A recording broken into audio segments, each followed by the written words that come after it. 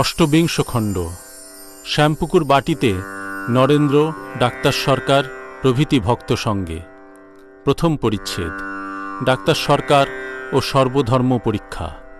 ঠাকুর Sri Ramakrishna, Narendra, Mahimacharan, master, doctor সরকার প্রভৃতি ভক্ত সঙ্গে শ্যামপুকুরের বাটিতে দ্বিতলার ঘরে বসিয়া আছেন। বেলা প্রায় 1টা। 24শে অক্টোবর 1885, 9 কার্তিক। শ্রীরামকৃষ্ণ: তোমার এ হোমিওপ্যাথিক চিকিৎসা বেশ। ডাক্তার: এতে রোগীর অবস্থা বইয়ের সঙ্গে মেলাতে হয়, যেমন ইংরেজি বাজনা, দেখে পড়া আর গাওয়া। গিরিশ ঘোষ কই? থাক থাক, কাল জেগেছে। শ্রীরামকৃষ্ণ: আচ্ছা, সিদ্ধির নেশার মতো ভাবাবস্থায় হয়, ওটা কি? ডাক্তার মাস্টারকে বলিলেন, নার্ভাস সেন্টার, অ্যাকশন বন্ধ হয়, তাই অসাড়, এদিকে পা টলে, যত এনার্জিস ব্রেইনের দিকে যায়। এই নার্ভাস সিস্টেম নিয়ে লাইফ। ঘাড়ের কাছে আছে মেডুলা অবলাংটা, তার হানি হলে লাইফ এক্সটিংক্ট হতে পারে। শ্রীযুক্ত মহিমা চক্রবর্তী সুষুম্না নাড়ির ভিতরে কুলকুণ্ডলিনী শক্তির কথা বলিতেছেন। স্পাইনাল কর্ডের ভিতর সুষুম্না নাড়ি সূক্ষ্মভাবে আছে, কেউ দেখতে পায় না। মহাদেবের বাক্য। ডাক্তার বলিলেন, মহাদেব ম্যান ইন দ্য ম্যাচুরিটিকে এক্সামিন করেছে। ইউরোপিয়ানরা এমব্রায়ো থেকে ম্যাচুরিটি পর্যন্ত সমস্ত স্টেজ দেখেছে। কম্পারেটিভ হিস্ট্রি সব জানা ভালো। সাঁওতালদের হিস্ট্রি পড়ে জানা গেছে যে কালী একজন সাঁওতালি মাগী ছিল, খুব লড়াই করেছিল। সকলের হাস্য। তোমরা হেসো না। আবার কম্পারেটিভ অ্যানাটমিতে কত উপকার হয়েছে শোনো। প্রথমে প্যাংক্রিয়াটিভ জুস ও বাইলের অর্থাৎ পিত্তের অ্যাকশনের ক্রিয়ার তফাৎ বোঝা যাচ্ছিল না। তারপর ক্লড বার্নার্ড খরগোশের স্টমাক, লিভার প্রভৃতি এক্সামিন করে দেখালে যে বাইলের অ্যাকশন আর ওই জুসের অ্যাকশন আলাদা। তাহলেই দাঁড়ালো যে লোয়ার অ্যানিমেলদের আমাদের দেখা উচিত, শুধু মানুষকে দেখলে হবে না। সেই রূপ কম্পারেটিভ রিলিজিয়নতে বিশেষ উপকার। এই যে ইনি পরমহংসদেব যা বলেন, তা অত অন্তরে লাগে কেন? এর সব ধর্ম দেখা আছে, হিন্দু, মুসলমান, খ্রিস্টান, শাক্ত, বৈষ্ণব, এসব ইনি নিজে করে দেখেছেন। মধুকর নানা ফুলে বসে মধু সঞ্চয় করলে তবেই চাকটি বেশ হয়। মাস্টার ডাক্তারকে বলিলেন, ইনি মহিমা খুব সায়েন্স পড়েছেন। ডাক্তার সহাস্যে বলিলেন, কি Max Muller's science of religion? Mahima শ্রীরামকৃষ্ণের প্রতি বলিলেন, আপনার অসুখ, ডাক্তারেরা আর কি করবে? যখন শুনলাম যে আপনার অসুখ করেছে, তখন ভাবলাম যে ডাক্তারের অহংকার বাড়াচ্ছেন। শ্রীরামকৃষ্ণ: ইনি খুব ভালো ডাক্তার আর খুব বিদ্যা।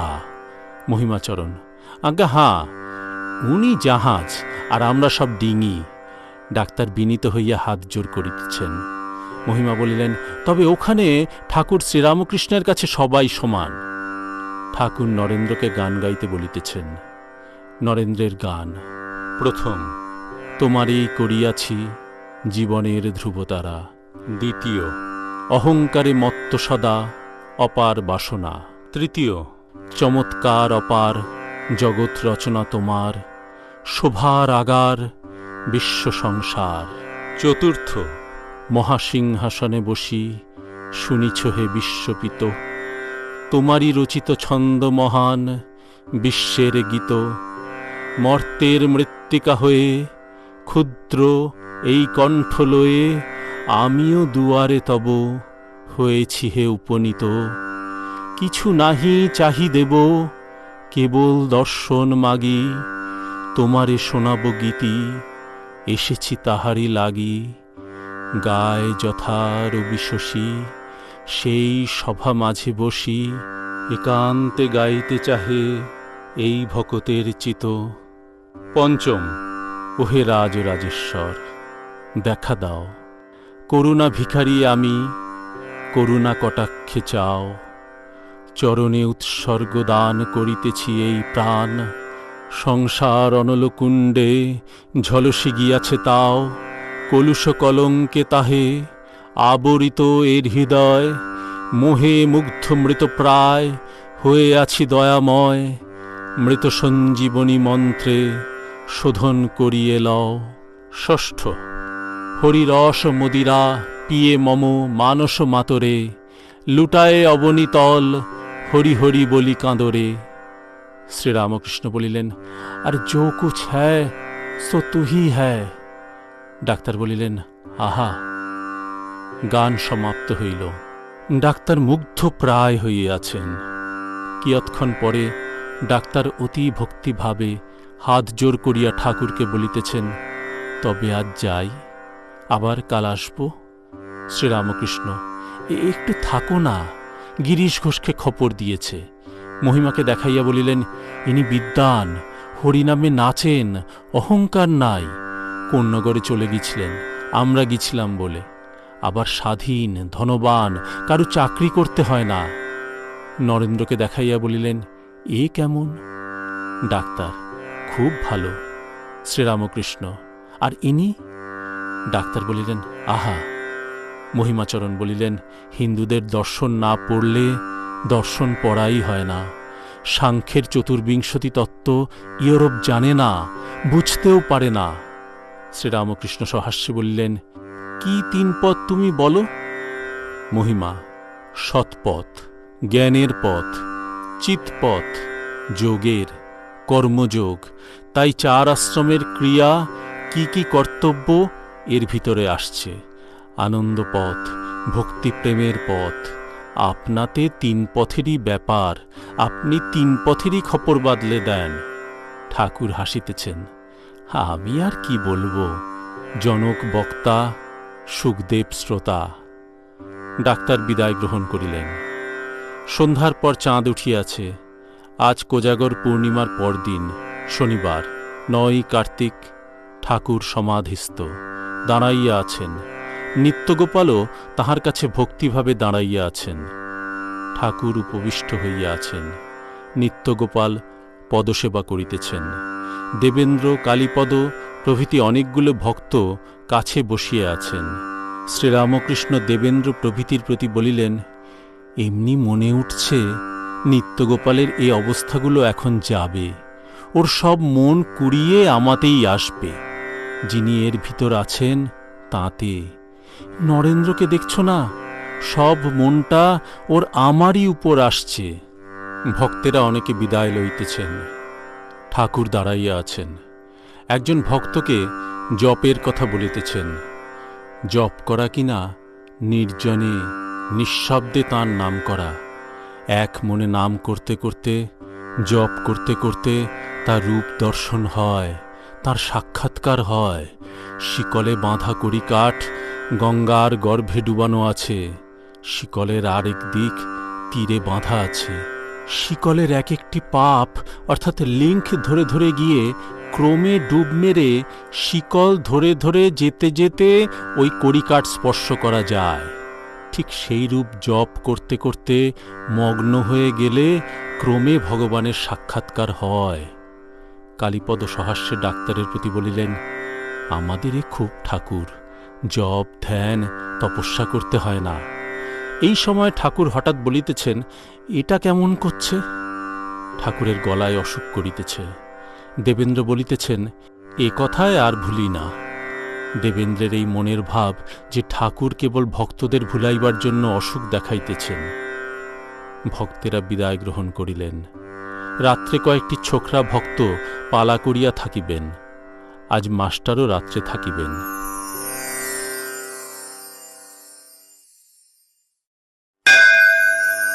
29 খণ্ড। শ্যামপুকুর বাটিতে নরেন্দ্র, মণি প্রভৃতি ভক্ত সঙ্গে। প্রথম পরিচ্ছেদ। অসুখ কেন? নরেন্দ্রের প্রতি সন্ন্যাসের উপদেশ। ঠাকুর শ্যামপুকুর বাটিতে নরেন্দ্র প্রভৃতি ভক্ত সঙ্গে বসিয়া আছেন। বেলা 10টা। আজ 27শে অক্টোবর 1885, মঙ্গলবার। আশ্বিন কৃষ্ণা চতুর্থী, 12ই কার্তিক। 26শে অক্টোবর 11ই কার্তিকের কথা ও ডাক্তার সরকারের সহিত বিচার শ্রী শ্রী কথামৃত প্রথম ভাগে প্রকাশিত হইয়াছে।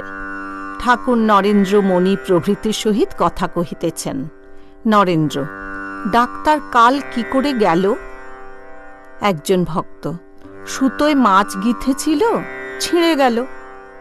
শ্রীরামকৃষ্ণ সহাস্যে: বঁড়শি বেধা আছে, মোড়ে ভেসে উঠবে। নরেন্দ্র একটু বাহিরে গেলেন, আবার আসিবেন। ঠাকুর মণির সহিত পূর্ণ সম্বন্ধে কথা কহিতেছেন। শ্রীরামকৃষ্ণ: তোমায় বলছি, এসব জীবের শুনতে নাই। প্রকৃতি ভাবে পুরুষকে অর্থাৎ ঈশ্বরকে আলিঙ্গন চুম্বন করতে ইচ্ছা হয়। মণি: নানা রকম খেলা, আপনার রোগ পর্যন্ত খেলার মধ্যে। এই রোগ হয়েছে বলে এখানে নূতন নূতন ভক্ত আসছে। শ্রীরামকৃষ্ণ সহাস্যে: ভূপতি বলে, রোগ না হলে শুধু বাড়ি ভাড়া করলে লোকে কি বলতো? আচ্ছা, ডাক্তারের কি হলো? মণি: এদিকে দাস্য মানা আছে, আমি দাস তুমি প্রভু। আবার বলে, মানুষ উপমা আনো কেন? শ্রীরামকৃষ্ণ: দেখলে, আজ কি আর তুমি তার কাছে যাবে? মণি: খপর দিতে যদি হয় তবে যাব। শ্রীরামকৃষ্ণ: বঙ্কিম ছেলেটি কেমন? এখানে যদি আসতে না পারে, তুমি না হয় তারে সব বলবে, চৈতন্য হবে। নরেন্দ্র আসিয়া কাছে বসিলেন। নরেন্দ্রের পিতার পরলোক প্রাপ্তি হওয়াতে বড়ই ব্যতিব্যস্ত হইয়াছেন। মা ও ভাই এরা আছেন, তাহাদের ভরণ পোষণ করিতে হইবে। নরেন্দ্র আইন পরীক্ষার জন্য প্রস্তুত হইতেছেন। মধ্যে বিদ্যাসাগরের বউবাজারের স্কুলে কয়েক মাস শিক্ষকতা করিয়াছিলেন। বাটির একটা ব্যবস্থা করিয়া দিয়া নিশ্চিন্ত হইবেন, এই চেষ্টা কেবল করিতেছেন। ঠাকুর সমস্তই অবগত আছেন, নরেন্দ্রকে এক দৃষ্টে সস্নেহে দেখিতেছেন। শ্রীরামকৃষ্ণ মাস্টারকে: আচ্ছা, কেশব সেনকে বললাম, যদৃচ্ছা লাভ। যে বড় ঘরের ছেলে, তার খাবার জন্য ভাবনা হয় না, সে মাসে মাসে মুষোহারা পায়। তবে নরেন্দ্রের অত উঁচু ঘর, তবু হয় না কেন? ভগবানে মন সব সমর্পণ করলে তিনি তো সব জোগাড় করে দিবেন। মাস্টার: আজ্ঞা হবে, এখনো তো সব সময় যায় নাই। শ্রীরামকৃষ্ণ: কিন্তু তীব্র বৈরাগ্য হলে ওসব হিসাব থাকে না। বাড়ির সব বন্দোবস্ত করে দিব, তারপর সাধনা করব। তীব্র বৈরাগ্য হলে এইরূপ মনে হয় না। সহাস্যে: গোঁসাই লেকচার দিয়েছিল, তা বলে 10,000 টাকা হলে ওই থেকে খাওয়া দাওয়া এইসব হয়, তখন নিশ্চিন্ত হয়ে ঈশ্বরকে বেশ ডাকা যেতে পারে। কেশব সেনও ওই ইঙ্গিত করেছিল, বলেছিল, মহাশয়, যদি কেউ বিষয় আশয় ঠিকঠাক করে ঈশ্বর চিন্তা করে, তা পারে কি না, তার তাতে কিছু দোষ হতে পারে কি? আমি বললাম, তীব্র বৈরাগ্য হলে সংসার পাতকুয়া, আত্মীয় কালসাপের মতো বোধ হয়। তখন টাকা জমাবো, বিষয় ঠিকঠাক করব, এসব হিসাব আসে না। ঈশ্বরই বস্তু, আর সব অবস্তু। ঈশ্বরকে ছেড়ে বিষয় চিন্তা? একটা মাগির ভারী শোক হয়েছিল। আগে নথটা কাপড়ের আঁচলে বাঁধলে, তারপর ওগো আমার কি হলো গো বলে আছড়ে পড়ল, কিন্তু খুব সাবধান নথটা না ভেঙে যায়। সকলে হাসিতেছেন। নরেন্দ্র এই সকল কথা শুনিয়া বানবিদ্ধের ন্যায় একটু কাইত হইয়া শুইয়া পড়িলেন। মাস্টার তাঁর মনের অবস্থা বুঝিয়া, মাস্টার নরেন্দ্রের প্রতি সহাস্যে: শুয়ে পড়লে যে? শ্রীরামকৃষ্ণ মাস্টারের প্রতি সহাস্যে: আমি তো আপনার ভাসুরকে নিয়ে আছি, তাইতেই লজ্জায় মরি। এরা সব অন্য মাগিরা পরপুরুষ নিয়ে কি করে থাকে? মাস্টার নিজে সংসারে আছেন, লজ্জিত হওয়া উচিত। নিজের দোষ কেহ দেখে না, অপরের দেখে। ঠাকুর এই কথা বলিতেছেন। একজন স্ত্রীলোক ভাসুরের সঙ্গে নষ্ট হইয়াছিল। সে নিজের দোষ কম, অন্য নষ্ট স্ত্রীলোকদের দোষ বেশি মনে করিতেছে। বলে, ভাসুর তো আপনার লোক, তাইতেই লজ্জায় মরি। নিচে একজন বৈষ্ণব গান গাইতেছিল। ঠাকুর শুনিয়া অতিশয় আনন্দিত হইলেন। বৈষ্ণবকে কিছু পয়সা দিতে বলিলেন। একজন ভক্ত কিছু দিতে গেলেন। ঠাকুর জিজ্ঞাসা করিতেছেন, কি দিলে? একজন ভক্ত বলিলেন, তিনি 2 পয়সা দিয়েছেন। ঠাকুর, চাকরি করা টাকা কি না? অনেক কষ্টের টাকা, খোসামোদের টাকা। মনে করেছিলাম 4 আনা দিবে। ছোট নরেন ঠাকুরকে যন্ত্র আনিয়া ইলেকট্রিসিটি অর্থাৎ তাড়িতের প্রকৃতি দেখাইবেন বলিয়াছিলেন। আজ আনিয়া দেখাইলেন। বেলা 2টা। ঠাকুর ভক্ত সঙ্গে বসিয়া আছেন। অতুল একটি বন্ধু মুনসেফকে আনিয়াছেন। শিকদার পাড়ার প্রসিদ্ধ চিত্রকর বাগচি আসিয়াছেন।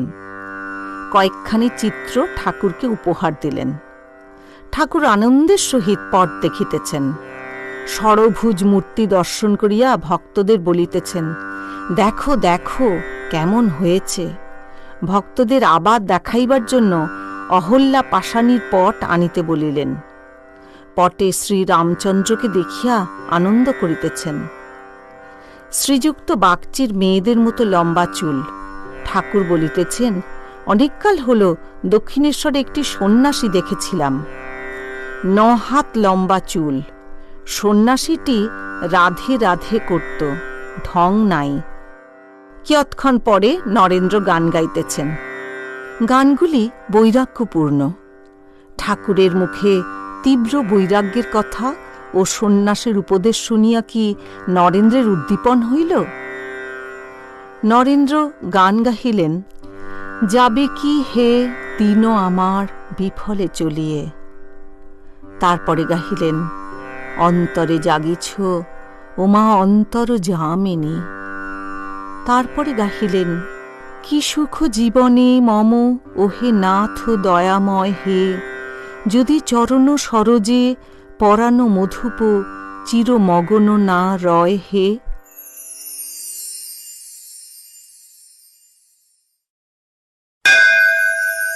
ত্রিংশ খণ্ড। শ্যামপুকুর বাটিতে হরিবল্লভ, নরেন্দ্র, মিশ্র প্রভৃতি ভক্ত সঙ্গে। প্রথম পরিচ্ছেদ। শ্রীযুক্ত বলরামের জন্য চিন্তা। শ্রীযুক্ত হরিবল্লভ বসু।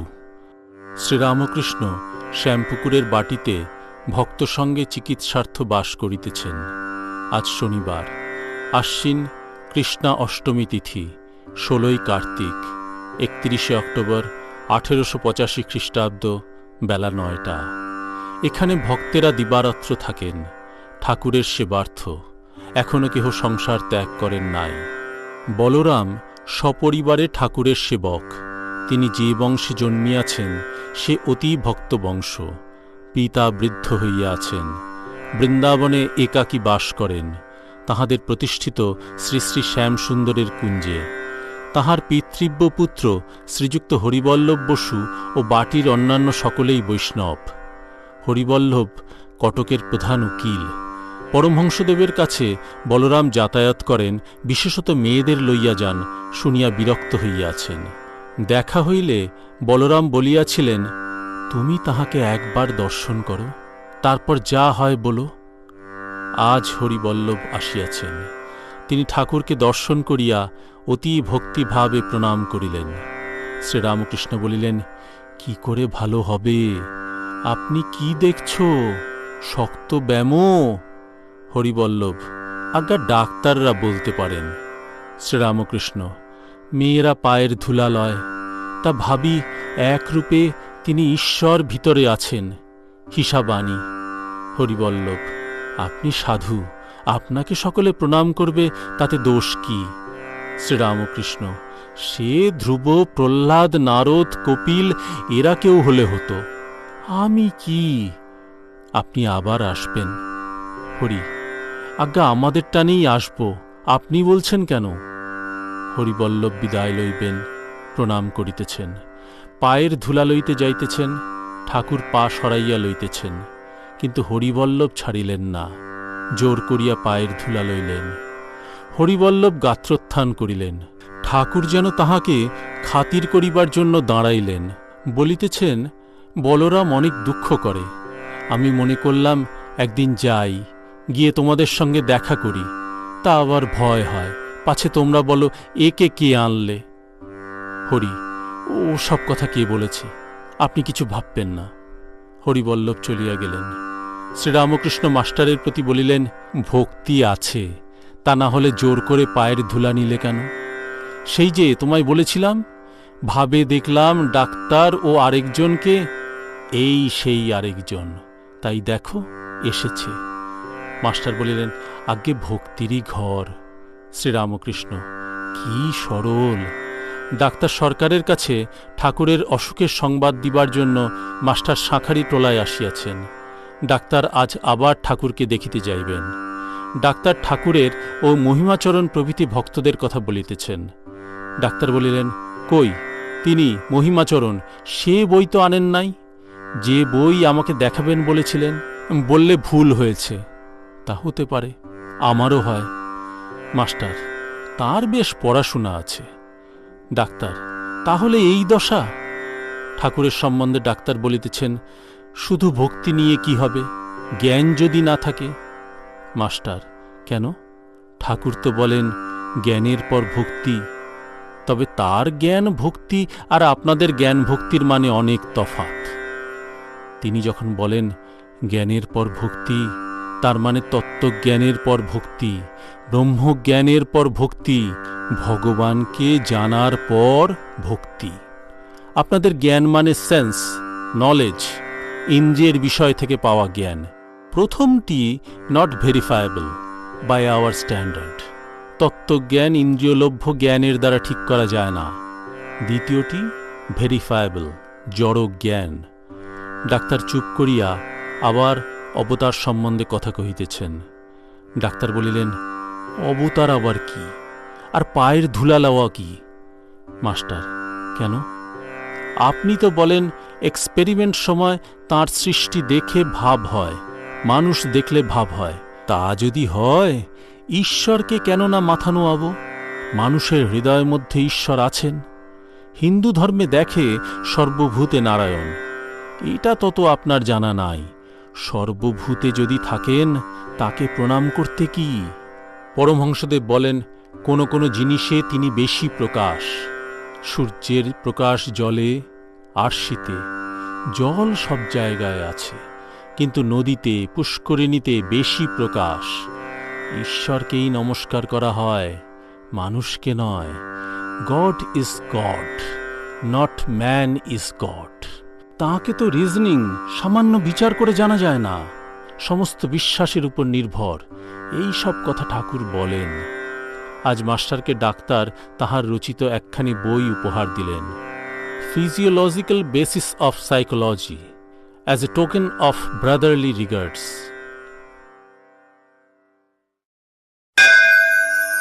ত্রিংশ খণ্ড, দ্বিতীয় পরিচ্ছেদ। শ্রীরামকৃষ্ণ ও জিসাস খ্রাইস্ট, তাহাতে খ্রিস্টের আবির্ভাব। ঠাকুর ভক্ত সঙ্গে বসিয়া আছেন। বেলা 11টা। মিশ্র নামক একটি খ্রিস্টান ভক্তের সহিত কথা কহিতেছেন। মিশ্রের বয়ঃক্রম 35 বৎসর হইবে।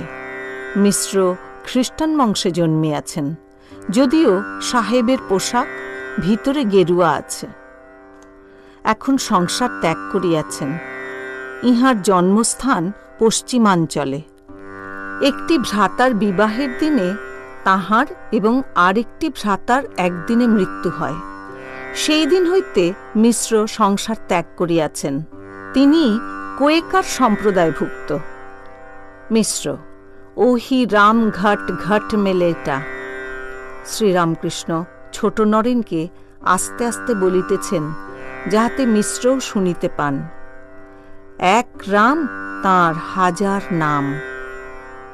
খ্রিস্টানরা যাকে গড বলে, হিন্দুরা তাঁকেই রাম, কৃষ্ণ, ঈশ্বর এই সব বলে। পুকুরে অনেকগুলি ঘাট। এক ঘাটে হিন্দুরা জল খাচ্ছে, বলছে জল ঈশ্বর। খ্রিস্টানেরা আরেক ঘাটে খাচ্ছে, বলছে ওয়াটার গড যিশু। মুসলমানেরা আরেক ঘাটে খাচ্ছে, বলছে পানি আল্লাহ। মিশ্র, মেরির ছেলে জিসাস নয়, জিসাস স্বয়ং ঈশ্বর। ভক্তদের প্রতি, ইনি শ্রীরামকৃষ্ণ এখন এই আছেন, আবার একসময় সাক্ষাৎ ঈশ্বর। আপনারা অর্থাৎ ভক্তেরা এঁকে চিনতে পাচ্ছেন না। আমি আগে থেকে এঁকে দেখেছি, এখন সাক্ষাৎ দেখছি। দেখেছিলাম একটি বাগান, উনি উপরে আসনে বসে আছেন, মেজের উপর আরেকজন বসে আছেন। তিনি তত অ্যাডভান্সড অর্থাৎ উন্নত নন। এই দেশে 4 জন দারবান আছেন, বোম্বাই অঞ্চলে তুকারাম ও কাশ্মীরে রবার্ট মাইকেল। এখানে ইনি, আর পূর্ব দেশে আরেকজন আছেন। শ্রীরামকৃষ্ণ: তুমি কিছু দেখতে টেকতে পাও? মিশ্র: আজ্ঞা, বাটিতে যখন ছিলাম তখন থেকে জ্যোতি দর্শন হতো, তারপরে যিশুকে দর্শন করেছি। সেরূপ আর কি বলবো, সে সৌন্দর্যের কাছে কি স্ত্রীর সৌন্দর্য? কিয়ৎক্ষণ পরে ভক্তদের সঙ্গে কথা কহিতে কহিতে মিশ্র জামা পেন্টলুন খুলিয়া ভিতরের গেরুয়ার কৌপিন দেখাইলেন। ঠাকুর বারান্দা হইতে আসিয়া বলিতেছেন, বাহ্যে হল না। এঁকে অর্থাৎ মিশ্রকে দেখলাম, বীরের ভঙ্গি করে দাঁড়িয়ে আছে। এই কথা বলিতে বলিতে ঠাকুর সমাধিস্থ হইতেছেন, পশ্চিমাস্য হইয়া দাঁড়াইয়া সমাধিস্থ। কিঞ্চিৎ প্রকৃতিস্থ হইয়া মিশ্রকে দেখিতে দেখিতে হাসিতেছেন। এখনো দাঁড়াইয়া ভাবাবেশে মিশ্রকে শেক হ্যান্ড করিতেছেন ও হাসিতেছেন। হাত ধরিয়া বলিতেছেন, তুমি যা চাইছ তা হয়ে যাবে। ঠাকুরের বুঝি যিশুর ভাব হইল? তিনি আর যিশু কি এক? মিশ্র করজোড়ে, আমি সেদিন থেকে মন প্রাণ শরীর সব আপনাকে দিয়েছি। ঠাকুর ভাবাবেশে হাসিতেছেন। ঠাকুর উপবেশন করিলেন। মিশ্র ভক্তদের কাছে তাহার পূর্ব কথা সব বর্ণনা করিতেছেন। তাহার 2 ভাই বরের সভায় সামিয়ানা চাপা পড়িয়া মানবলীলা সম্বরণ করিলেন, তাহাও বলিলেন। ঠাকুর মিশ্রকে যত্ন করিবার কথা ভক্তদের বলিয়া দিলেন। ডাক্তার সরকার আসিয়াছেন। ডাক্তারকে দেখিয়া ঠাকুর সমাধিস্থ। কিঞ্চিৎ ভাব উপশমের পর ঠাকুর ভাবাবেশে বলিতেছেন, কারণানন্দের পর সচ্চিদানন্দ, কারণের কারণ। ডাক্তার বলিতেছেন, হাঁ। শ্রীরামকৃষ্ণ: বেহুশ হই নাই। ডাক্তার বুঝিয়াছেন যে ঠাকুরের ঈশ্বরের আবেশ হইয়াছে, তাই বলিতেছেন, না, তুমি খুব হুঁশে আছো। ঠাকুর সহাস্যে বলিতেছেন, সুরাপান করি না আমি, সুধা খাই জয় কালী বলে। মন মাতালে মাতাল করে, মদ মাতালে মাতাল বলে। গুরুদত্ত গুড় লয়ে প্রবৃত্তি তাই মশলা দিয়ে, জ্ঞান শুনিতে চুয়ায় ভাঁটি, পান করে মোর মন মাতালে। মূল মন্ত্র যন্ত্র ভরা, শোধন করি বলে তারা। প্রসাদ বলে এমন সুরা, খেলে চতুর্বর্গ মেলে। গান শুনিয়া ডাক্তার ভাবাবিষ্ট প্রায় হইলেন। ঠাকুরেরও আবার ভাবাবেশ হইল।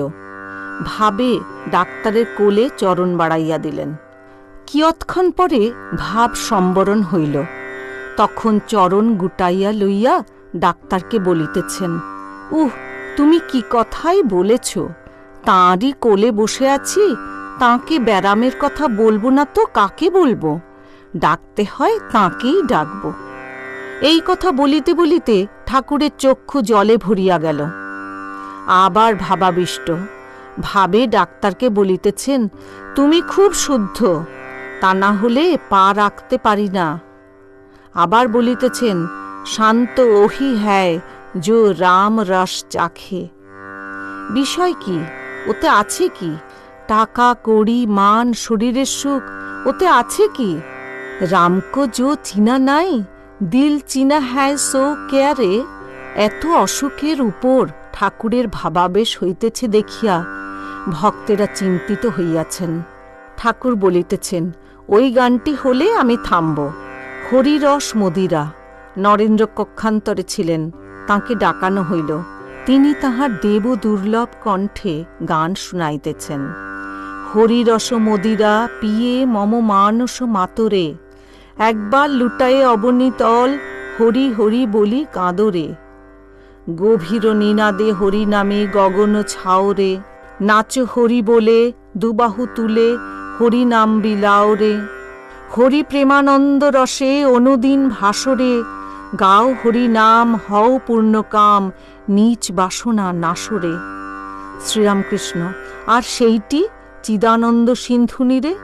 নরেন্দ্র গাইতেছেন: চিদানন্দ সিন্ধু নীরে প্রেমানন্দের লহরী, মহাভাব রসলীলা কি মাধুরী, মরি মরি মহাযোগে সব একাকার হইল, দেশকাল ব্যবধান সব ঘুচিল রে, এখন আনন্দে মাতিয়া দুবাহু তুলিয়া বলরে মন হরি হরি। আবার গাহিলেন: চিন্তয় মম মানস হরি চিদ্ঘন নিরঞ্জন, কিবা অনুপম ভাতি মোহন মূরতি ভক্ত হৃদয় রঞ্জন, নবরাগে রঞ্জিত কোটি শশী বিনিন্দিত, কিবা বিজলি চমকে সেরূপ আলোকে পুলকে শিহরে জীবন। হৃদি কমলাসনে ভাবো তাঁর চরণ, দেখো শান্ত মনে প্রেম ও নয়নে অপরূপ প্রিয় দর্শন, চিদানন্দ রসে ভক্তি যোগাবেশে হওরে চিরমগন। ডাক্তার একাগ্র মনে শুনিতেছেন, গান সমাপ্ত হইলে বলিতেছেন: চিদানন্দ সিন্ধু নীরে, ওইটি বেশ। ডাক্তারের আনন্দ দেখিয়া ঠাকুর বলিতেছেন: ছেলে বলেছিল, বাবা একটু মদ চেখে দেখো, তারপর আমায় ছাড়তে বলো তো ছাড়া যাবে। বাবা খেয়ে বললে, তুমি বাছা ছাড়ো, আপত্তি নাই, কিন্তু আমি ছাড়ছি না। ডাক্তার ও সকলের হাস্য। সেদিন মা দেখালে দুটি লোককে, ইনি তার ভিতর একজন। খুব জ্ঞান হবে দেখলুম, কিন্তু শুষ্ক।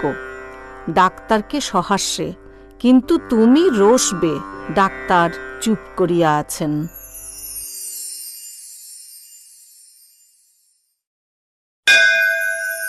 31 খণ্ড। কাশীপুর উদ্যানে নরেন্দ্রাদি ভক্ত সঙ্গে। প্রথম পরিচ্ছেদ। কৃপাসিন্ধু শ্রীরামকৃষ্ণ। মাস্টার নিরঞ্জন ভবনাথ। শ্রীরামকৃষ্ণ ভক্ত সঙ্গে কাশীপুরে বাস করিতেছেন। এত অসুখ, কিন্তু এক চিন্তা, কিসে ভক্তদের মঙ্গল হয়। নিশিদিন কোনো না কোনো ভক্তের বিষয় চিন্তা করিতেছেন। শুক্রবার 11 ডিসেম্বর 27 অগ্রহায়ণ শুক্লা পঞ্চমীতে শ্যামপুকুর হইতে ঠাকুর কাশীপুরের বাগানে আইসেন। আজ 12 দিন হইল। ছোকরা ভক্তেরা ক্রমে কাশীপুরে আসিয়া অবস্থিতি করিতেছেন ঠাকুরের সেবার জন্য। এখনও বাটি অনেকে যাতায়াত করেন। গৃহী ভক্তেরা প্রায় প্রত্যহ দেখিয়া যান, মধ্যে মধ্যে রাত্রেও থাকেন। ভক্তেরা প্রায় সকলেই জুটিয়াছেন। 1881 খ্রিস্টাব্দ হইতে ভক্ত সমাগম হইতেছে।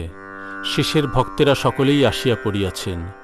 1884 খ্রিস্টাব্দের শেষাশেষি শশী ও শরৎ ঠাকুরকে দর্শন করেন। কলেজের পরীক্ষাদির পর 1885 মাঝামাঝি হইতে তাঁহারা সর্বদা যাতায়াত করেন। 1884 খ্রিস্টাব্দের সেপ্টেম্বর মাসে স্টার থিয়েটারে শ্রীযুক্ত গিরিশ ঘোষ ঠাকুরকে দর্শন করেন।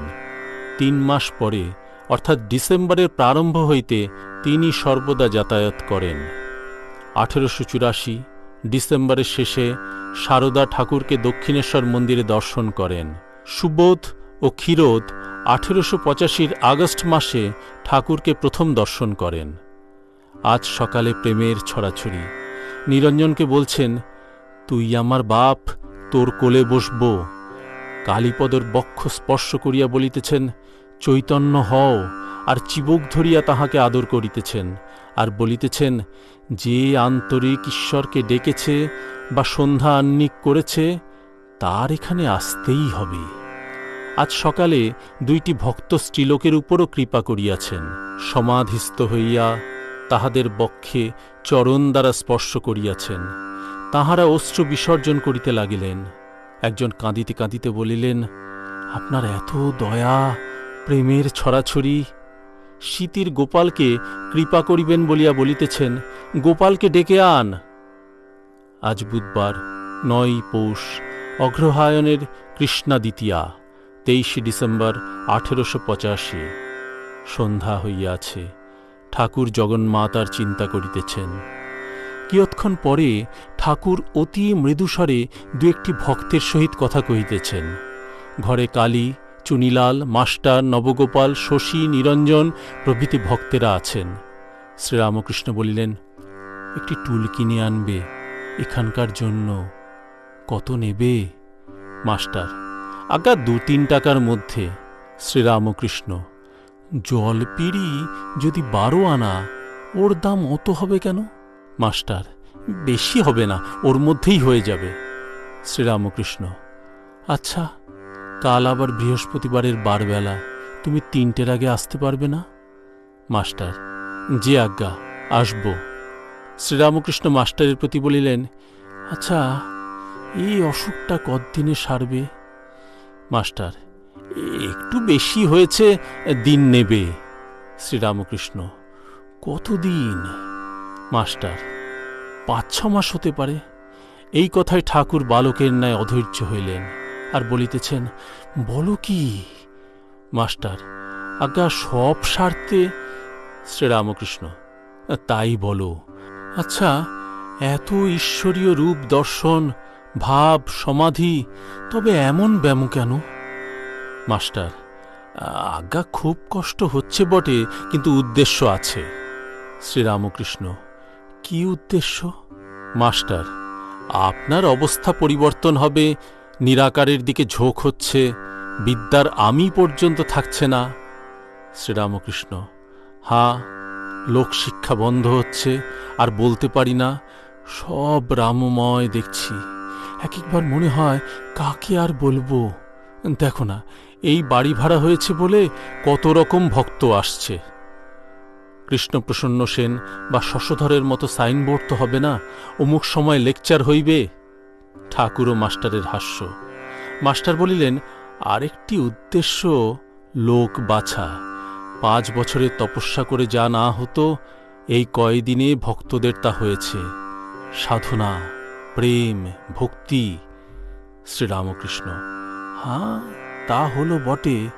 এই নিরঞ্জন বাড়ি গিয়েছিল। নিরঞ্জনের প্রতি বলিলেন, তুই বল দেখি, কিরকম বোধ হয়? নিরঞ্জন, আগে ভালোবাসা ছিল বটে, কিন্তু এখন ছেড়ে থাকতে পারবার জো নাই।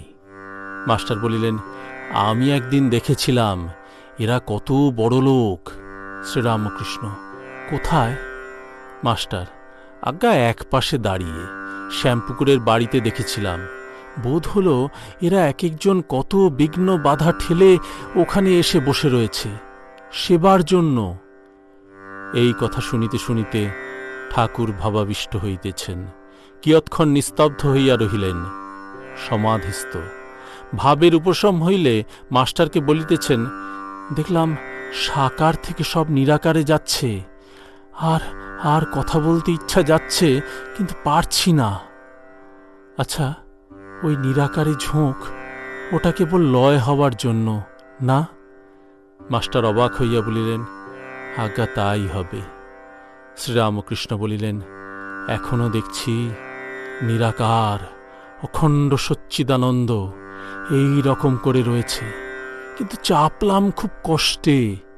লোক বাছা যা বলছো তা ঠিক। এই অসুখ হওয়াতে কে অন্তরঙ্গ কে বহিরঙ্গ বোঝা যাচ্ছে। যারা সংসার ছেড়ে এখানে আছে তারা অন্তরঙ্গ, আর যারা একবার এসে কেমন আছেন মশাই জিজ্ঞাসা করে তারা বহিরঙ্গ। ভবনাথকে দেখলে না, শ্যামপুকুরে বটটি সেজে এলো, জিজ্ঞাসা করলে কেমন আছেন, তারপর আর দেখা নাই। নরেন্দ্রের খাতিরে ওই রকম তাকে করি, কিন্তু মন নাই। 31 খণ্ড, 2য় পরিচ্ছেদ। শ্রীমুখ কথিত চরিতামৃত। শ্রীরামকৃষ্ণ কে? মুক্তকণ্ঠ। আহুস্তাম ঋষয়ঃ সর্বে দেবর্ষি নারদস্তথা অসিত দেবল ব্যাস স্বয়ঞ্চৈব ব্রবিষি মে। শ্রীরামকৃষ্ণ মনির প্রতি। তিনি ভক্তের জন্য দেহ ধারণ করে যখন আসেন, তখন তাঁর সঙ্গে সঙ্গে ভক্তরাও আসে।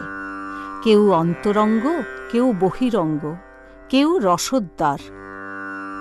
10-11 বছরের সময় দেশে বিশালক্ষী দেখতে গিয়ে মাঠে প্রথম এই অবস্থা হয়। কি দেখলাম, একেবারে বাহ্যশূন্য। যখন 22-23 বছর বয়স, দক্ষিণেশ্বরে কালীঘরে বললে, তুই কি অক্ষর হতে চাস? অক্ষর মানে জানি না। জিজ্ঞাসা করলাম, হলধারী বললে, খর মানে জীব, অক্ষর মানে পরমাত্মা। যখন আরতি হতো, কুঠির উপর থেকে চিৎকার করতাম, ওরে কে কোথায় ভক্ত আছিস, আয়। ঐহিক লোকদের সঙ্গে আমার প্রাণ যায়। ইংলিশম্যানকে বললাম, তারা বলে ওসব মনের ভুল। তখন তাই হবে বলে শান্ত হলাম।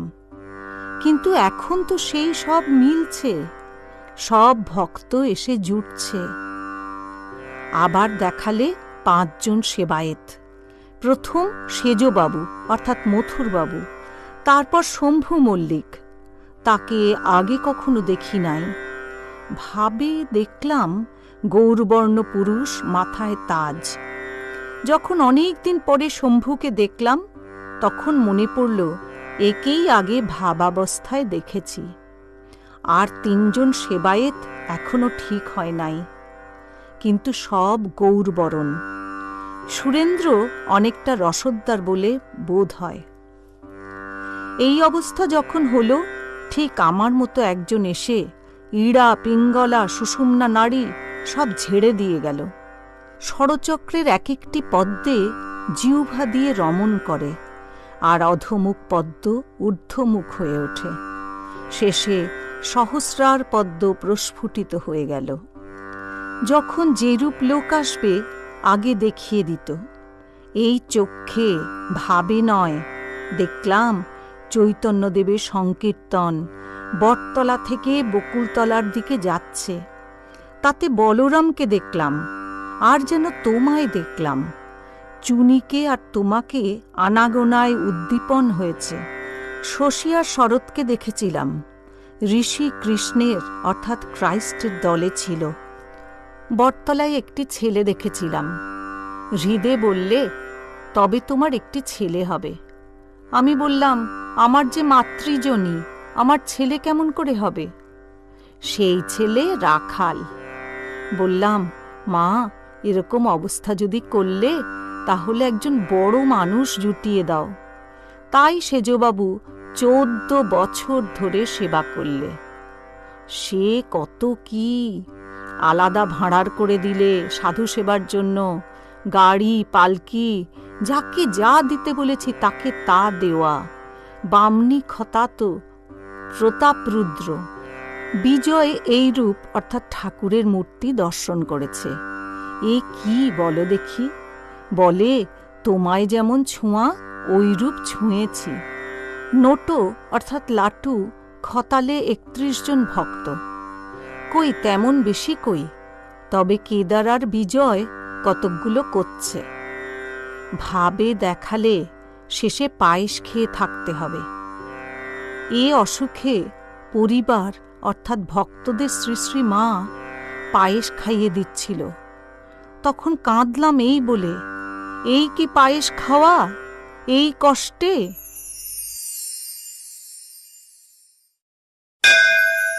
দ্বাত্রিংশৎ খণ্ড। কাশীপুর উদ্যানে শ্রীযুক্ত নরেন্দ্র প্রভৃতি ভক্ত সঙ্গে। প্রথম পরিচ্ছেদ। নরেন্দ্রকে জ্ঞানযোগ ও ভক্তিযোগের সমন্বয় উপদেশ। ঠাকুর শ্রীরামকৃষ্ণ কাশীপুরের বাগানে হলঘরে ভক্ত সঙ্গে অবস্থান করিতেছেন। রাত্রি প্রায় 8টা। ঘরে নরেন্দ্র, শশী, মাস্টার, বুড়োগোপাল, শরৎ।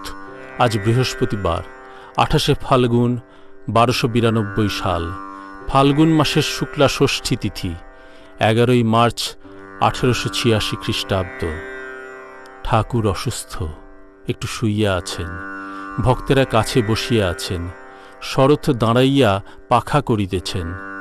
ঠাকুর অসুখের কথা বলিতেছেন। শ্রীরামকৃষ্ণ, ভোলানাথের কাছে গেলে তেল দেবে, আর সে বলে দেবে কিরকম করে লাগাতে হবে। বুড়াগোপাল, তাহলে কাল সকালে আমরা গিয়ে আনব। মাস্টার, আজকেও গেলে বলে দিতে পারে। শশী, আমি যেতে পারি। শ্রীরামকৃষ্ণ শরৎকে দেখাইয়া বলিলেন, ও যেতে পারে। শরৎ কিয়ৎক্ষণ পরে দক্ষিণেশ্বর মন্দিরে মুহুরী শ্রীযুক্ত ভোলানাথ মুখোপাধ্যায়ের নিকট হইতে তেল আনিতে যাত্রা করিলেন। ঠাকুর শুইয়া আছেন, ভক্তেরা নিঃশব্দে বসিয়া আছেন। ঠাকুর হঠাৎ উঠিয়া বসিলেন, নরেন্দ্রকে সম্বোধন করিয়া কথা কহিতেছেন। শ্রীরামকৃষ্ণ নরেন্দ্রের প্রতি বলিলেন, ব্রহ্ম অলেপ, 3 গুণ তাঁতে আছে, কিন্তু তিনি নির্লিপ্ত। যেমন বায়ুতে সুগন্ধ দুর্গন্ধ 2 পাওয়া যায়, কিন্তু বায়ু নির্লিপ্ত। কাশীতে শঙ্করাচার্য পথ দিয়ে যাচ্ছিলেন, চণ্ডাল মাংসের ভার নিয়ে যাচ্ছিল, হঠাৎ ছুঁয়ে ফেললে। শঙ্কর বললেন, ছুঁয়ে ফেললি? চণ্ডাল বললে, ঠাকুর, তুমিও আমায় ছোঁ নাই, আমিও তোমায় ছুঁই নাই। আত্মা নির্লিপ্ত, তুমি সেই শুদ্ধ আত্মা। ব্রহ্ম আর মায়া, জ্ঞানী মায়া ফেলে দেয়। মায়া আবরণ স্বরূপ। এই দেখো, এই গামছা আড়াল করলাম, আর প্রদীপের আলো দেখা যাচ্ছে না।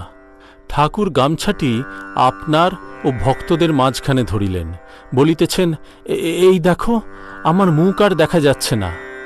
রামপ্রসাদ যেমন বলেছে, মশারি তুলিয়া দেখো। ভক্ত কিন্তু মায়া ছেড়ে দেয় না, মহামায়ার পূজা করে, শরণাগত হয়ে বলে, মা, পথ ছেড়ে দাও।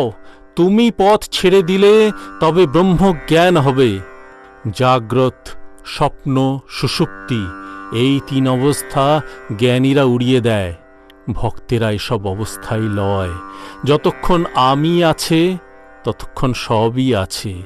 যতক্ষণ আমি আছে ততক্ষণ দেখে যে তিনি মায়া, জীবজগৎ, চতুর্বিংশতি তত্ত্ব সব হয়েছেন। নরেন্দ্র প্রভৃতি চুপ করিয়া আছেন। মায়াবাদ শুকনো। কি বললাম, বল দেখি। নরেন্দ্র, শুকনো। ঠাকুর নরেন্দ্রের হাত মুখ স্পর্শ করিতে লাগিলেন, আবার কথা কহিতেছেন। এসব অর্থাৎ নরেন্দ্রের সব ভক্তের লক্ষণ।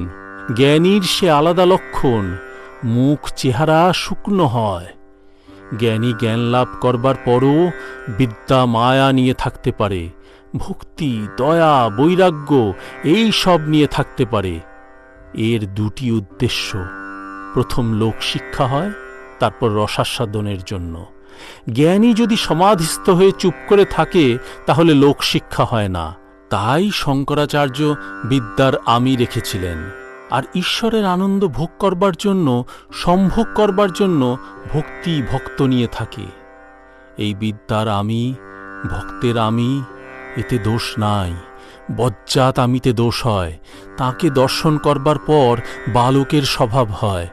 বালকের আমিতে কোনো দোষ নাই। যেমন আরশির মুখ লোককে গালাগাল দেয় না। পোড়া দড়ি দেখতেই দড়ির আকার, ফুঁ দিলে উড়ে যায়। জ্ঞানাগ্নিতে অহংকার পুড়ে গেছে, এখন আর কারো অনিষ্ট করে না। নামমাত্র আমি। নিত্যেতে পৌঁছে আবার লীলায় থাকা, যেমন ওপারে গিয়ে আবার এপারে আসা। লোক শিক্ষা আর বিলাসের জন্য, আমোদের জন্য। ঠাকুর অতি মৃদুস্বরে কথা কহিতেছেন। একটু চুপ করিলেন, আবার ভক্তদের বলিতেছেন, শরীরের এই রোগ, কিন্তু অবিদ্যা মায়া রাখে না। এই দেখো, রামলাল, কি বাড়ি, কি পরিবার আমার মনে নাই। কে না পূর্ণকায়েত, তার জন্য ভাবছি। ওদের জন্য তো ভাবনা হয় না। তিনি বিদ্যা মায়া রেখে দিয়েছেন লোকের জন্য, ভক্তের জন্য। কিন্তু বিদ্যা মায়া থাকলে আবার আসতে হবে। অবতার আদি বিদ্যা মায়া রাখে। একটু বাসনা থাকলেই আসতে হয়, ফিরে ফিরে আসতে হয়। সব বাসনা গেলে মুক্তি। ভক্তেরা কিন্তু মুক্তি চায় না। যদি কাশীতে কারো দেহত্যাগ হয় তাহলে মুক্তি হয়, আর আসতে হয় না। জ্ঞানীদের মুক্তি।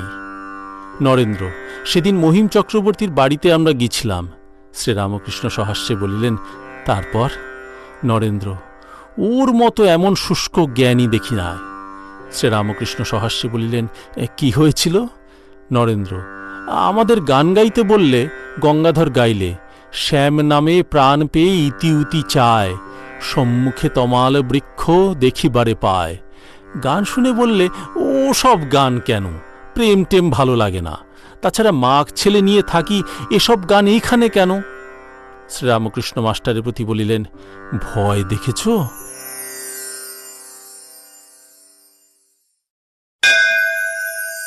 ত্রয়োত্রিংশৎ খণ্ড। কাশীপুর উদ্যানে নরেন্দ্র প্রভৃতি ভক্ত সঙ্গে। প্রথম পরিচ্ছেদ। মেয়েদের লজ্জাই ভূষণ। পূর্বকথা। মাস্টারের বাড়িতে শুভাগমন। শ্রীরামকৃষ্ণ কাশীপুর বাগানে ভক্ত সঙ্গে বাস করিতেছেন। শরীর খুব অসুস্থ, কিন্তু ভক্তদের মঙ্গলের জন্য সর্বদাই ব্যাকুল। আজ শনিবার, 5ই বৈশাখ, চৈত্র শুক্লা চতুর্দশী, 17 এপ্রিল 1886। পূর্ণিমাও পড়িয়াছে। কয়দিন ধরিয়া প্রায় প্রত্যহ নরেন্দ্র দক্ষিণেশ্বরে যাইতেছেন। পঞ্চবটিতে ঈশ্বর চিন্তা করেন, সাধনা করেন। আজ সন্ধ্যার সময় ফিরিলেন, সঙ্গে শ্রীযুক্ত তারক ও কালী। রাত 8টা হইয়াছে। জ্যোৎস্না ও দক্ষিণে হাওয়া বাগানটিকে সুন্দর করিয়াছে। ভক্তেরা অনেকে নিচের ঘরে ধ্যান করিতেছেন। নরেন্দ্র মণিকে বলিতেছেন, এরা ছাড়াচ্ছে, অর্থাৎ ধ্যান করিতে করিতে উপাধি বর্জন করিতেছে। কিয়ৎক্ষণ পরে মণি উপরের হলঘরে ঠাকুরের কাছে বসিয়া আছেন। ঠাকুর তাহাকে ডাবর ও গামছা পরিষ্কার করিয়া আনিতে আজ্ঞা করিলেন। তিনি পশ্চিমের পুষ্করিণীর ঘাট হইতে চাঁদের আলোতে ওইগুলি ধুইয়া আনিলেন। পরদিন সকালে ঠাকুর মণিকে ডাকিয়া পাঠাইলেন। তিনি গঙ্গা স্নানের পর ঠাকুরকে দর্শন করিয়া হলঘরের ছাদে গিয়াছিলেন। মণির পরিবার পুত্রশোকে ক্ষিপ্ত প্রায় হইয়াছেন। ঠাকুর তাহাকে বাগানে আসিবার কথা ও এখানে আসিয়া প্রসাদ পাইতে বলিলেন। ঠাকুর ইশারা করিয়া বলিতেছেন, এখানে আসতে বলবে, 2 দিন থাকবে, কোলের ছেলেটিকে যেন নিয়ে আসে, আর এখানে এসে খাবে। মণি, যে আজ্ঞা। খুব ঈশ্বরে ভক্তি হয়, তাহলে বেশ হয়। শ্রীরামকৃষ্ণ ইশারা করিয়া বলিতেছেন, উহু, শোক ঠেলে দেয় ভক্তিকে। আর এত বড় ছেলে। কৃষ্ণ কিশোরের ভবনাথের মতো 2 ছেলে, 2 আড়াইটে পাস, মারা গেল। অত বড় জ্ঞানী, প্রথম সামলাতে পারলে না। আমায় ভাগ্যিস ঈশ্বর দেননি। অর্জুন অত বড় জ্ঞানী, সঙ্গে কৃষ্ণ, তবু অভিমন্যুর শোকে একেবারে অধীর। কিশোরী আসে না কেন? একজন ভক্ত, সে রোজ গঙ্গা স্নানে যায়। শ্রীরামকৃষ্ণ, এখানে আসে না কেন? ভক্ত, আজ্ঞে আসতে বলবো।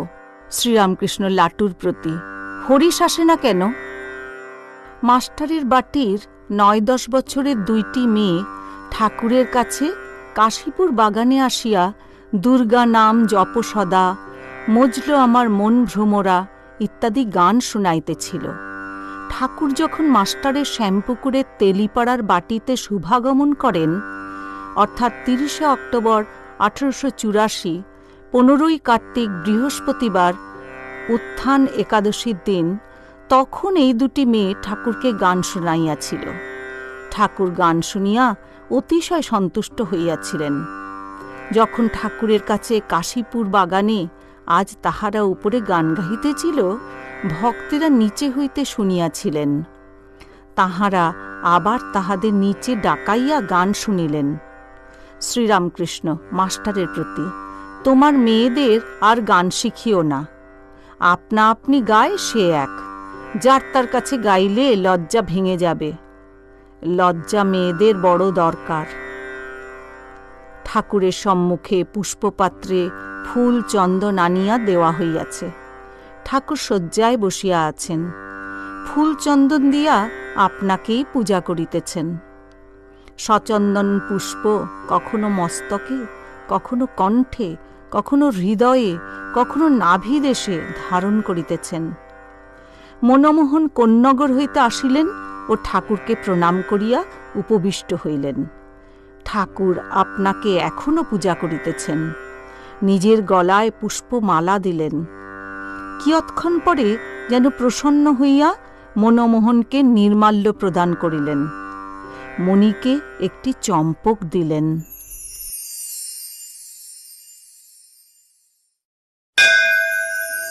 ত্রয়োত্রিংশৎ খণ্ড, দ্বিতীয় পরিচ্ছেদ। বুদ্ধদেব কি ঈশ্বরের অস্তিত্ব মানিতেন? নরেন্দ্রকে শিক্ষা। বেলা 9টা হইয়াছে। ঠাকুর মাস্টারের সহিত কথা কহিতেছেন। ঘরে শশীও আছেন। শ্রীরামকৃষ্ণ মাস্টারের প্রতি বলিলেন, নরেন্দ্র আর শশী কি বলছিল, কি বিচার করছিল? মাস্টার শশীর প্রতি বলিলেন, কি কথা হচ্ছিল গা? শশী, নিরঞ্জন বুঝি বলেছে। শ্রীরামকৃষ্ণ, ঈশ্বর নাস্তি অস্তি এই সব কি কথা হচ্ছিল? শশী সহাস্যে বলিলেন, নরেন্দ্রকে ডাকবো? শ্রীরামকৃষ্ণ, ডাকো। নরেন্দ্র আসিয়া উপবেশন করিলেন। মাস্টারের প্রতি বলিলেন, তুমি কিছু জিজ্ঞাসা করো, কি কথা হচ্ছিল বল। নরেন্দ্র, পেট গরম হয়েছে, ও আর কি বলবো। শ্রীরামকৃষ্ণ, সেরে যাবে। মাস্টার সহাস্যে বলিলেন, বুদ্ধ অবস্থা কি রকম? নরেন্দ্র, আমার কি হয়েছে তাই বলবো। মাস্টার, ঈশ্বর আছেন, তিনি কি বলেন? নরেন্দ্র, ঈশ্বর আছেন কি করে বলছেন? তুমিই জগৎ সৃষ্টি করছ। বার্কলে কি বলেছেন জানো তো?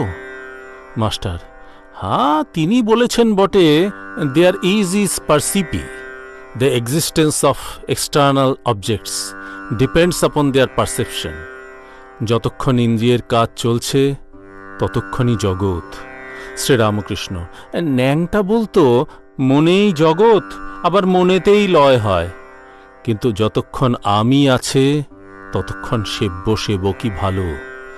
নরেন্দ্র মাস্টারের প্রতি বলিলেন, বিচার যদি করো তাহলে ঈশ্বর আছেন কেমন করে বলবে? আর বিশ্বাসের উপর যদি যাও তাহলে সেব্য সেবক মানতেই হবে। তা যদি মানো আর মানতেই হবে, তাহলে দয়াময়ও বলতে হবে। তুমি কেবল দুঃখটাই মনে করে রেখেছ। তিনি যে এত সুখ দিয়েছেন তা ভুলে যাও কেন? তার কত কৃপা! 3টি বড় বড় জিনিস আমাদের দিয়েছেন, মানুষ জন্ম, ঈশ্বরকে জানবার ব্যাকুলতা, আর মহাপুরুষের সঙ্গ দিয়েছেন। মনুষ্যত্বং মুমুক্ষত্বং মহাপুরুষ সংশ্রয়া। সকলে চুপ করিয়া আছেন। শ্রীরামকৃষ্ণ নরেন্দ্রের প্রতি বলিলেন, আমার কিন্তু বেশ বোধ হয় ভিতরে একটি আছে। ডাক্তার রাজেন্দ্রলাল দত্ত আসিয়া বসিলেন। হোমিওপ্যাথিক মতে ঠাকুরের চিকিৎসা করিতেছেন। ঔষধাদির কথা হইয়া গেলে ঠাকুর অঙ্গুলি নির্দেশ করিয়া মনমোহনকে দেখাইতেছেন। ডাক্তার রাজেন্দ্র, উনি আমার মামাতো ভাইয়ের ছেলে। নরেন্দ্র নিচে আসিয়াছেন। আপনা আপনি গান গাহিতেছেন। সব দুঃখ দূর করিলে, দর্শন দিয়ে মহিলে প্রাণ, সপ্তলোক ভুলে শোক তোমারে পাইয়ে, কোথা আমি অতি দিনহীন। নরেন্দ্রের একটু পেটের অসুখ করিয়াছে। মাস্টারকে বলিতেছেন, প্রেম ভক্তির পথে থাকলে দেহে মন আসে, তা না হলে আমি কে?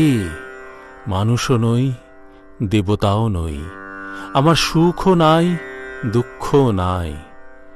রাত্রি 9টা হইল। সুরেন্দ্র প্রভৃতি ভক্তেরা ঠাকুরের কাছে পুষ্পমালা আনিয়া নিবেদন করিয়াছেন। ঘরে বাবুরাম, সুরেন্দ্র, লাটু, মাস্টার প্রভৃতি আছেন। ঠাকুর সুরেন্দ্রের মালা নিজে গলায় ধারণ করিয়াছেন। সকলেই চুপ করিয়া বসিয়া আছেন। যিনি অন্তরে আছেন ঠাকুর তাঁহারই পূজা করিতেছেন। হঠাৎ সুরেন্দ্রকে ইঙ্গিত করিয়া ডাকিতেছেন। সুরেন্দ্র শয্যার কাছে আসিলে প্রসাদী মালা, যে মালা নিজে পরিয়াছিলেন, লইয়া নিজে তাহার গলায় পরাইয়া দিলেন। সুরেন্দ্র মালা পাইয়া প্রণাম করিলেন। ঠাকুর আবার তাহাকে ইঙ্গিত করিয়া পায়ে হাত বুলাইয়া দিতে বলিতেছেন। সুরেন্দ্র কিয়ৎক্ষণ ঠাকুরের পদসেবা করিলেন। ঠাকুর যে ঘরে আছেন তাহার পশ্চিম দিকে একটি পুষ্করিণী আছে। এই পুষ্করিণীর ঘাটের চাতালে কয়েকটি ভক্ত খোল করতাল লইয়া গান গাইতেছেন। ঠাকুর লাটুকে দিয়া বলিয়া পাঠাইলেন, তোমরা একটু হরিনাম করো। মাস্টার, বাবুরাম প্রভৃতি এখনও ঠাকুরের কাছে বসিয়া আছেন। তাহারা শুনিতেছেন, ভক্তেরা গাইতেছেন, হরি বলে আমার গৌর নাচে। ঠাকুর গান শুনিতে শুনিতে বাবুরাম, মাস্টার প্রভৃতিকে ইঙ্গিত করিয়া বলিতেছেন, তোমরা নিচে যাও, ওদের সঙ্গে গান করো আর নাচবে। তাহারা নিচে আসিয়া কীর্তনে যোগদান করিলেন। কিয়ৎক্ষণ পরে ঠাকুর আবার লোক পাঠাইয়াছেন, বলেছেন, এই আখরগুলি দেবে, গৌর নাচতেও জানে রে, গৌরের ভাবের বালাই যাই রে, গৌর আমার নাচে দুই বাহু তুলে। কীর্তন সমাপ্ত হইল। সুরেন্দ্র ভাবাবিষ্ট প্রায় হইয়া গাইতেছেন, আমার পাগল বাবা, পাগলি আমার মা, আমি তাদের পাগল ছেলে, আমার মায়ের নাম শ্যামা। বাবা বম বলে মদ খেয়ে মা গায়ে পড়ে ঢোলে, শ্যামার এলো কেশ দোলে, রাঙা পায়ে ভ্রমর গাজে, ওই নুপুর বাজে শুনো না। ত্রয়োত্রিংশৎ খণ্ড, তৃতীয় পরিচ্ছেদ। নরেন্দ্র ও ঈশ্বরের অস্তিত্ব। ভবনাথ পূর্ণ সুরেন্দ্র। ঠাকুর শ্রীরামকৃষ্ণকে দর্শন করিয়া হীরানন্দ গাড়িতে উঠিতেছেন। গাড়ির কাছে নরেন্দ্র রাখাল দাঁড়াইয়া তাহার সহিত মিষ্টালাপ করিতেছেন। বেলা 10টা। হীরানন্দ আবার কাল আসিবেন। সে সকল কথা শ্রী শ্রী কথামৃত 2য় ভাগ 27 খণ্ডে বিবৃত আছে।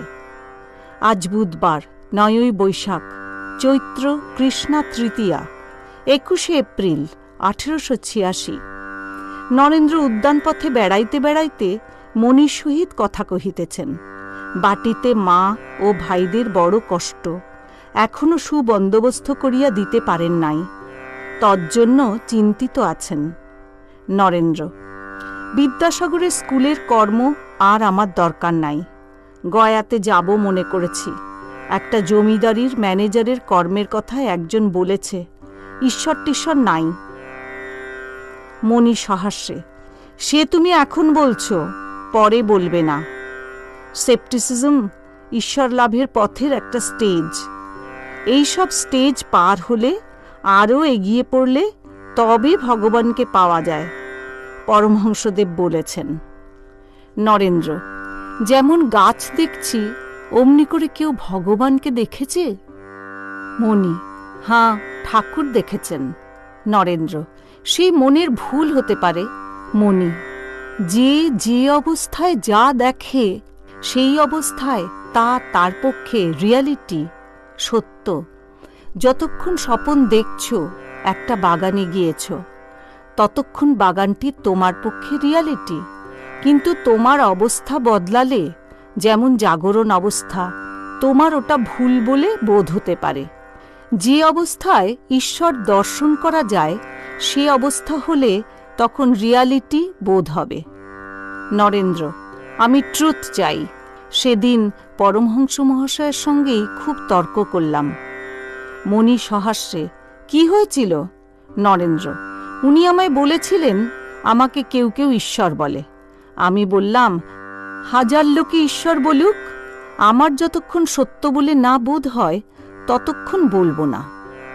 তিনি বললেন, অনেকে যা বলবে তাই তো সত্য, তাই তো ধর্ম। আমি বললাম, নিজে ঠিক না বুঝলে অন্য লোকের কথা শুনব না। মণি সহাস্যে: তোমার ভাব কোপার্নিকাস, বার্কলে এদের মতো। জগতের লোক বলছে সূর্য চলছে, কোপার্নিকাস তা শুনলে না। জগতের লোক বলছে এক্সটার্নাল ওয়ার্ল্ড আছে, বার্কলে তা শুনলে না। তাই লিউইস বলেছেন, why was not Berkeley a philosophical Copernicus? Narendra: একখানা হিস্ট্রি অফ ফিলসফি দিতে পারেন? মণি: কি, লিউইস? নরেন্দ্র: না, ইউয়ারওয়েগ, জার্মান পড়তে হবে। মণি: তুমি বলছো সামনে গাছের মতো কেউ কি দেখেছে? তাই ঈশ্বর মানুষ হয়ে যদি এসে বলেন, আমি ঈশ্বর, তাহলে তুমি কি বিশ্বাস করবে? তুমি ল্যাজারাসের গল্প তো জানো।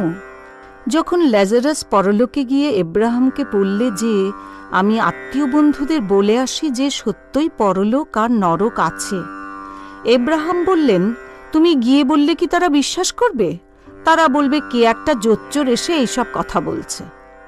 ঠাকুর বলছেন, তাকে বিচার করে জানা যায় না, বিশ্বাসেই সমস্ত হয়। জ্ঞান, বিজ্ঞান, দর্শন, আলাপ সব। ভবনাথ বিবাহ করিয়াছেন, তাহার অন্য চিন্তা হইয়াছে। তিনি মাস্টারের কাছে আসিয়া বলিতেছেন, বিদ্যাসাগরের নূতন স্কুল হবে শুনলাম, আমারও তো খ্যাটের জোগাড় করতে হবে। স্কুলের একটা কাজ করলে হয় না? বেলা 3-4, ঠাকুর শুইয়া আছেন। শ্রীযুক্ত রামলাল পদসেবা করিতেছেন। ঘরে সিঁতির গোপাল ও মণি আছেন। রামলাল দক্ষিণেশ্বর হইতে আজ ঠাকুরকে দেখিতে আসিয়াছেন। ঠাকুর মণিকে জানালা বন্ধ করিয়া দিতে ও পায়ে হাত বুলাইয়া দিতে বলিতেছেন। শ্রীযুক্ত পূর্ণকে গাড়ি ভাড়া করিয়া কাশীপুরের উদ্যানে আসিতে বলিয়াছিলেন। তিনি দর্শন করিয়া গিয়াছেন। গাড়ি ভাড়া মণি দিবেন। ঠাকুর গোপালকে ইঙ্গিত করিয়া জিজ্ঞাসা করিতেছেন, এর কাছে টাকা পেয়েছ? গোপাল, আজ্ঞা হাঁ। রাত 9টা হইল। সুরেন্দ্র, রাম প্রভৃতি কলিকাতায় ফিরিয়া যাইবার উদ্যোগ করিতেছেন। বৈশাখ মাসের রৌদ্র। দিনের বেলা ঠাকুরের ঘর বড়ই গরম হয়। সুরেন্দ্র তাই খসখস আনিয়া দিয়াছেন। পর্দা করিয়া জানালায় টাঙাইয়া দিলে ঘর বেশ ঠান্ডা হইবে। সুরেন্দ্র, কই খসখস কেউ পর্দা করে টাঙিয়ে দিলে না? কেউ মনোযোগ করে না। একজন ভক্ত সহাস্যে, ভক্তদের এখন ব্রহ্মজ্ঞানের অবস্থা। এখন সো অহং, জগৎ মিথ্যা। আবার তুমি প্রভু আমি দাস, এই ভাব যখন আসবে তখন এই সব সেবা হবে। সকলের হাস্য।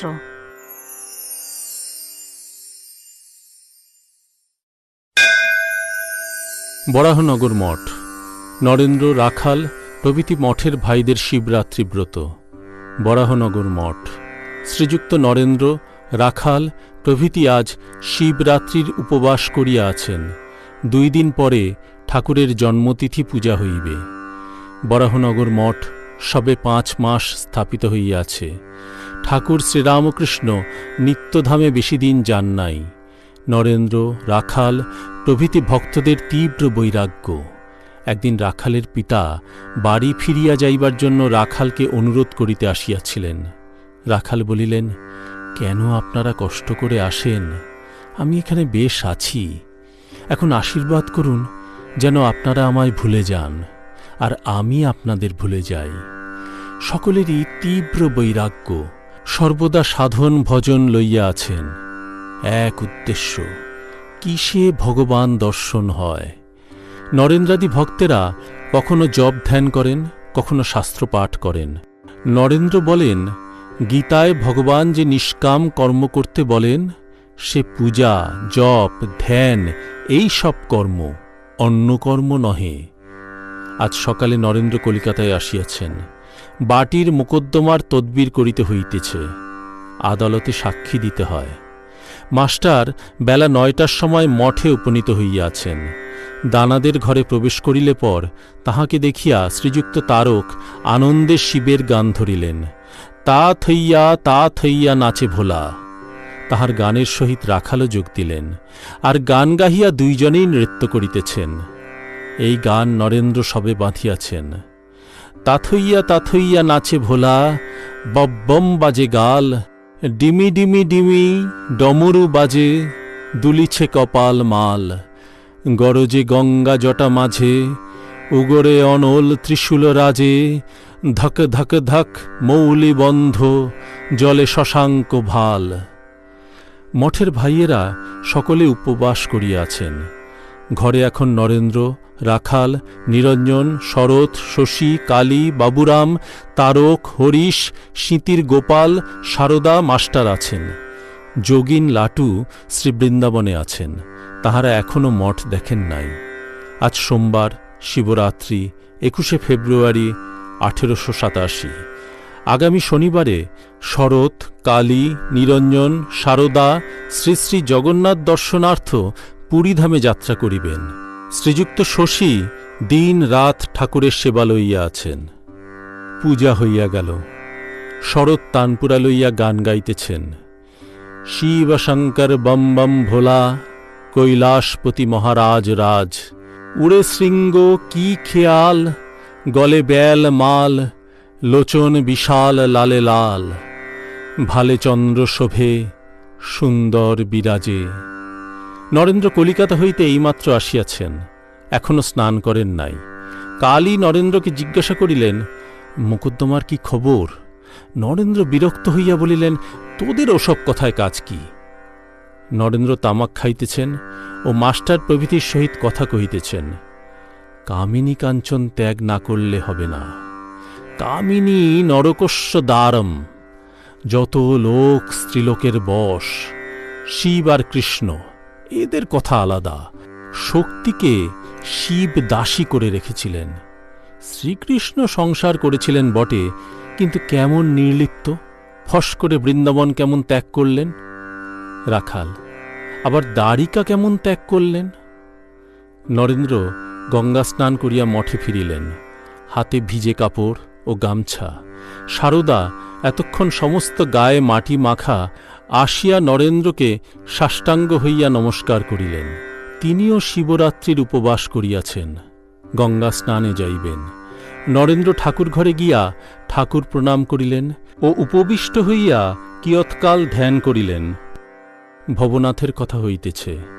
ভবনাথ বিবাহ করিয়াছেন, কর্মকাজ করিতে হইতেছে। নরেন্দ্র বলিতেছেন, ওরা তো সংসারী কীট। অপরাহ্ন হইল। শিবরাত্রির পূজার আয়োজন হইতেছে। বেল কাঠ ও বিল্লপত্র আহরণ করা হইল। পূজান্তে হোম হইবে। সন্ধ্যা হইয়াছে। ঠাকুর ঘরে ধূনা দিয়া শশী অন্যান্য ঘরেও ধূনা লইয়া গেলেন। প্রত্যেক দেবদেবীর পটের কাছে প্রণাম করিয়া অতি ভক্তিভরে নাম উচ্চারণ করিতেছেন। শ্রী শ্রী গুরুদেবায় নমঃ, শ্রী শ্রী কালিকায় নমঃ, শ্রী শ্রী জগন্নাথ সুভদ্রা বলরামেভ্য নমঃ, শ্রী শ্রী সরভুজায় নমঃ, শ্রী শ্রী রাধা বল্লভায় নমঃ, শ্রী শ্রী নিত্যানন্দায়, শ্রী অদ্বৈতায়, শ্রী ভক্তেভ্য নমঃ, শ্রী গোপালায়, শ্রী শ্রী যশোদায় নমঃ, শ্রী রামায়, শ্রী লক্ষ্মণায়, শ্রী বিশ্বামিত্রায় নমঃ। মঠের বেলতলায় শিব পূজার আয়োজন। রাত্রি 9টা। এইবার প্রথম পূজা হইবেক। 11:30টার সময় দ্বিতীয় পূজা। 4 প্রহরে 4 পূজা। নরেন্দ্র, রাখাল, শরৎ, কালী, শীতির গোপাল প্রভৃতি মঠের ভাইরা সকলেই বেলতলায় উপস্থিত। ভূপতি ও মাস্টারও আছেন। মঠের ভাইদের মধ্যে একজন পূজা করিতেছেন। কালী গীতা পাঠ করিতেছেন। সৈন্য দর্শন, সাংখ্যযোগ, কর্মযোগ পাঠের মধ্যে মধ্যে নরেন্দ্রের সহিত কথা ও বিচার হইতেছে। কালী বলিলেন, আমি সব, আমি সৃষ্টি স্থিতি প্রলয় করছি। নরেন্দ্র, আমি সৃষ্টি করছি কই, আর এক শক্তিতে আমায় করাচ্ছে। এই নানা কার্য চিন্তা পর্যন্ত তিনি করাচ্ছেন। মাস্টার স্বগতভাবে বলিলেন, ঠাকুর বলেন, যতক্ষণ আমি ধ্যান করছি এই বোধ, ততক্ষণও আদ্যা শক্তির এলাকা। শক্তি মানতেই হবে। কালী নিস্তব্ধ হইয়া কিয়ৎক্ষণ চিন্তা করিতেছেন, তারপর বলিতেছেন, কার্য যা বললে ও সব মিথ্যা। চিন্তা আদপেই হয় নাই, ওসব মনে করলে হাসি পায়। নরেন্দ্র, সোহং বললে যে আমি বোঝায়, সে এ আমি নয়। মন দেহ এ সব বাদ দিলে যা থাকে, সেই আমি। গীতা পাঠান্তে কালী শান্তিবাদ করিতেছেন। শান্তি শান্তি শান্তি। এইবার নরেন্দ্রাদি ভক্তেরা সকলে দণ্ডায়মান হইয়া নৃত্য গীত করিতে করিতে বিল্লমূল বার বার পরিক্রমণ করিতেছেন। মাঝে মাঝে সমস্বরে শিব গুরু এই মন্ত্র উচ্চারণ করিতেছেন। গভীর রাত্রি। কৃষ্ণপক্ষের চতুর্দশী তিথি, চারিদিক অন্ধকার, জীব জন্তু সকলেই নিস্তব্ধ। গৈরিক বস্ত্রধারী এই কৌমার বৈরাগ্যবান ভক্তগণের কণ্ঠে উচ্চারিত শিবগুরু শিবগুরু এই মহামন্ত্রধ্বনি মেঘগম্ভীর রবে অনন্ত আকাশে উঠিয়া অখণ্ড সচ্চিদানন্দে লীন হইতে লাগিল। পূজা সমাপ্ত হইল। অরুণোদয় হয় হয়। নরেন্দ্রাদি ভক্তগণ ব্রহ্ম মুহূর্তে গঙ্গা স্নান করিলেন। সকাল হইল। স্নানান্তে ভক্তগণ মঠে ঠাকুর ঘরে গিয়া ঠাকুরকে প্রণামান্তর দানাদের ঘরে অর্থাৎ বৈঠকখানা ঘরে ক্রমে ক্রমে আসিয়া একত্রিত হইতেছেন। নরেন্দ্র সুন্দর নবগৈরিক বস্ত্র ধারণ করিয়াছেন। বসনের সৌন্দর্যের সঙ্গে তাহার মুখের ও দেহের তপস্যা সম্ভূত অপূর্ব স্বর্গীয় পবিত্র জ্যোতি মিশাইয়াছে। বদনমণ্ডল তেজ পরিপূর্ণ, আবার প্রেমানুরঞ্জিত, যেন অখণ্ড সচ্চিদানন্দ সাগরের একটি ফুট। জ্ঞান ভক্তি শিখাইবার জন্য দেবদেহ ধারণ করিয়াছেন, অবতার লীলায় সহায়তার জন্য। যে দেখিতেছে সে আর চক্ষু ফিরাইতে পারিতেছে না।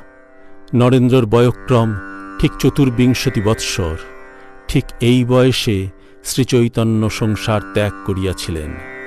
ভক্তদের পারণের জন্য শ্রীযুক্ত বলরাম তাহার বাটি হইতে ফল মিষ্টান্নাদি পূর্বদিনেই অর্থাৎ শিবরাত্রির দিনে পাঠাইয়াছেন। রাখাল প্রভৃতি দুই একটি ভক্ত সঙ্গে নরেন্দ্র ঘরে দাঁড়াইয়া দাঁড়াইয়া কিঞ্চিৎ জলযোগ করিতেছেন। একটি দুটি খাইয়াই আনন্দ করিতে করিতে বলিতেছেন, ধন্য বলরাম, ধন্য বলরাম। সকলের হাস্য। এইবার নরেন্দ্র বালকের ন্যায় রহস্য করিতেছেন। রসগোল্লা মুখে করিয়া একেবারে স্পন্দহীন, চক্ষু নিমেষ শূন্য। নরেন্দ্রের অবস্থা দেখিয়া একজন ভক্ত ভান করিয়া তাহাকে ধারণ করিলেন, পাছে পড়িয়া যান। কিয়ৎক্ষণ পরে নরেন্দ্র রসগোল্লা মুখে রহিয়াছে, চোখ চাহিয়া বলিতেছেন, আমি ভালো আছি। সকলের উচ্চহাস্য। মাস্টার প্রভৃতিকে সিদ্ধি ও প্রসাদ মিষ্টান্ন বিতরণ করা হইল। মাস্টার আনন্দের হাট দেখিতেছেন। ভক্তেরা জয়ধ্বনি করিতেছেন, জয় গুরু মহারাজ, জয় গুরু মহারাজ। চতুর্থ ভাগ সমাপ্ত। তব কথামৃতম তপ্ত জীবনম কবিভিরীরিতম কল্মষাপহম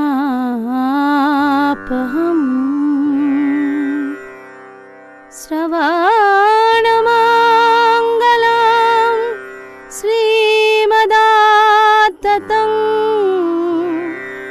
ভুবি গৃহন্তি ভুরিদা জনাঃ ভুবি গৃহন্তি ভুরিদা জনাঃ।